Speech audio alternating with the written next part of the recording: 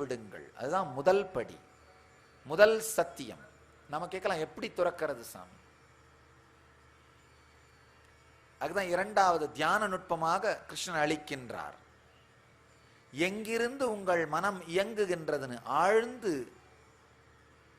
ஒரு சில மணித்துளிகளாவது பார்க்க முயற்சி செய்யுங்கள். அந்த ஆழ்ந்து மனசுக்குள்ள, உங்க உணர்வுக்குள்ள மனம் எங்கிருந்து வருது, புத்தி எங்கிருந்து வருதுன்னு பார்க்க துவங்கினீங்கன்னா, தேட துவங்கினீர்களானால், உங்கள் மனம் அப்படிங்கிறது ஒரு பொருள் அல்ல, ஒரு செயல் அப்படிங்கிறது புரியும். அது செயல் அப்படிங்கிறது புரியும் பொழுதே அதை உங்களால் இயக்கவும் நிறுத்தவும் முடியுங்கிற தைரியம், தன்னம்பிக்கை வந்துவிடும். உங்கள் மனதை உங்களால் இயக்கவும் நிறுத்தவும் முடியுங்கிற தன்னம்பிக்கைக்கு தான் ஸ்ரத்தைன்னு பேரு. அதுதான் ஸ்ரத்தைன்னு பேரு.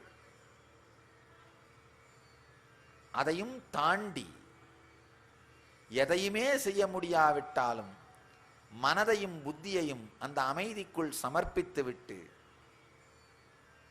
எல்லாவற்றையும், எல்லா கர்மங்களின் பயன்களையும் துறந்து சரணாகதி செய்யுங்கள் அப்படின்னு சொல்றாரு. ஒரு லைட் பீயிங்கா வாழ ஆரம்பிக்கிறது. எளிமையான உணர்வோடு இயங்க துவங்குதல். ஒண்ணுமில்ல, சில மாதங்களுக்கு ஒரு முறையாவது இந்த கருத்துக்களை நீங்கள் உங்களுக்கு நீங்களே நினைவுபடுத்திக் கொண்டீர்களானால், இந்த சத்தியங்களை உங்களுக்கு நீங்களே நினைவுபடுத்திக் கொள்வீர்களானால், உங்களை தாண்டிய தெளிவு, உங்கள் துக்கங்களை தாண்டிய அமைதி உங்களுக்குள் நிகழத் துவங்கும். இதை தாண்டிய தியாகத்தின் ரகசியத்தை எம்பெருமான் அடுத்த சூத்திரங்களிலே விளக்குகின்றார். அடுத்த சூத்திரத்திற்குள் நுழையலாம். ஸ்ரேயோ ஹி ஞானமப்யாசாத் ஞானாத் த்யானம் விசிஷ்யதே த்யானாத் கர்ம பல த்யாகத் த்யாகாத் சாந்திரனந்தரம். ஸ்ரேயோஹி ஞானமப்யாசாத் ஞானாத் தியானம் விசிஷ்யதே தியானாத் கர்மபல தியாகாத் சாந்திரனந்தரம். ஆழமான ஒரு சத்தியம்.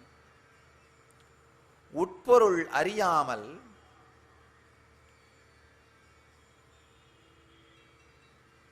செய்கின்ற செயலை விட ஞானம் சிறந்தது, ஞானத்தை விட தியானம் மேலானது, தியானத்தை விட கர்மபல தியாகம் உயர்ந்தது, தியாகத்திலிருந்து விரைவில் அமைதி வருகின்றது. ஆழ்ந்து புரிஞ்சுங்க. ஒவ்வொரு நிலை மனிதர்களுக்கும் கிருஷ்ணன் விளக்குகின்றார்.